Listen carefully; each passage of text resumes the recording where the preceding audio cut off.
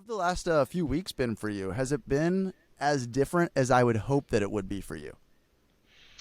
Yeah, a little bit. This time, like after this fight, I got a lot of media attention, and I had like a lot of interviews and podcasts and all that stuff. So I'm feeling really nice, and it's really good to have the recognition and to be able to talk about the fight and my life. So it's been like a really busy weeks, but I'm liking. I am liking. That's awesome. I want to let you know, like, I'm not late to the Moicano party. I'm actually late to the whole UFC thing. Like, I've been a diehard UFC fan since basically the pandemic started. Yeah. So it's not like I wasn't one of the ones giving you disrespect. I just want you to know that. If there were other people doing that, your message is loud and clear to me, but I've been Yeah. seriously, like, since your Alex Hernandez fight, I've been such a fan. Like the way that you Nice. went out and did that, I was just like, oh fuck yeah. And then you got the RDA fight, and I sometimes I like to bet on fights, and Yeah. there was no doubt in my mind just based off of the way you have that fighter, just that warrior fight in you, like, and that was just so obvious to me that I was just like, I think he could do this. I think he could first. Like, I didn't even know anything about you. I just knew the way you conducted that last fight, and that was Yeah. in Texas, right? The Was in the Texas. Hernandez. Yeah, so I was like, Yeah. you're gonna go out and destroy RDA. I was like, I really believed that, and I know it was like on 4 days' notice, and Yeah. you're drinking beer and at a barbecue and all that, but I really believed like I was just all on what you were about at that Yeah. point, and then in this last fight, like I don't even know what that could have been like going up against Brad Riddell because you've got like the Izzy army and everybody's like there. Like I really can't imagine what that would feel like. Is it just something that's just you got to stay true to like what you know you're about and like how good you are, or is there like some of that energy that kind of at points gets in your head? Like what does that even feel like? No, man, I don't care about that. Like there were a lot of like easy friends, and they were teammates like Brad Riddell, Easy, and uh, I think they had like four guys on the card, like City Kickboxing, Yeah. and they had a lot of people, and like Australia is a long flight, and they still like bring a lot of people. But I don't care about that because in the end of the day, it's just me and my opponent on the cage. So the noise and the pressure and all that stuff doesn't really matter. You have to go over there and perform and and do your best. So in the end of the day, it's just you have to show up who is the best. You have to show them who is the best fighter. So I don't care about any of that stuff. I believe you when you say that, but do you really feel when you get in there, you're like, I'm going to submit this guy in the first round. I'm going to like, also be able to outstrike him. Do you have that level of confidence, or is this something that is it just an undeniable thing? Like even like when you're backstage, you're already thinking like this is going to be, my night. Is that how Yes, you yes, have to brother. be? That night I was like fired up. I was like, I went over there to to show the world how good I am, Yeah. and to show what I like what I could do.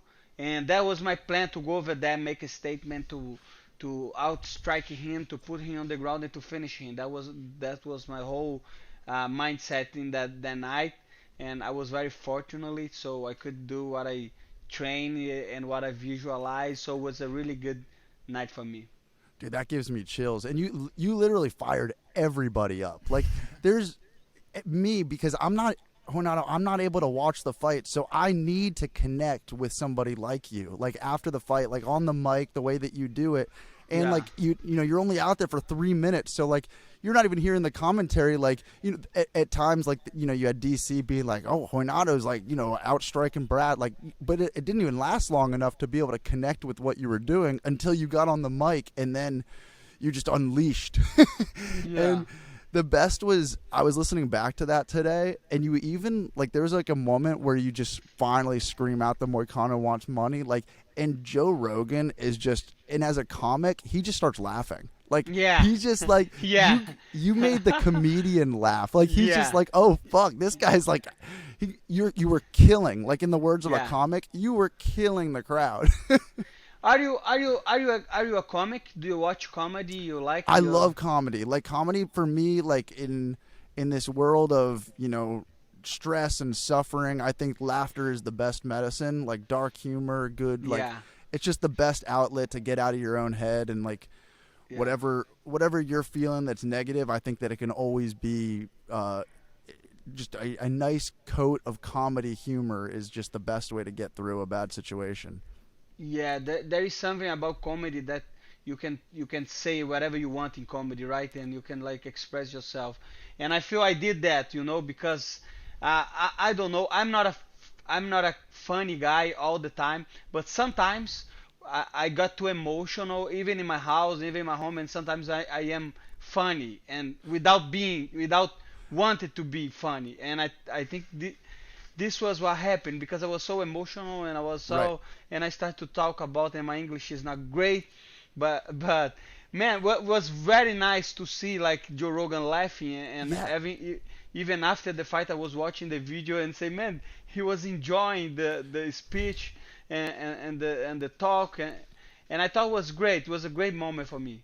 Because you were so real, and like that's the thing is like you're saying you were emotional, you were vulnerable, like but it's like the perfect storm because you're saying like your English isn't that good, so it's like the combination of Yeah. all of those things is like Yes. the perfect storm, and you Yeah. just can't help but to like feel what you're saying with you, and like it's you weren't being funny but it was coming off and making people Yeah. smile. Like it was Yeah. like people were like smiling in it, like this undeniable, like this is, dude. It was like literally like one of the best moments I can recall in the UFC, and that's not. Nice, brother. It's Thank you. not the first time though that you've done that. Like Yeah. you've been Yeah, doing yeah. that.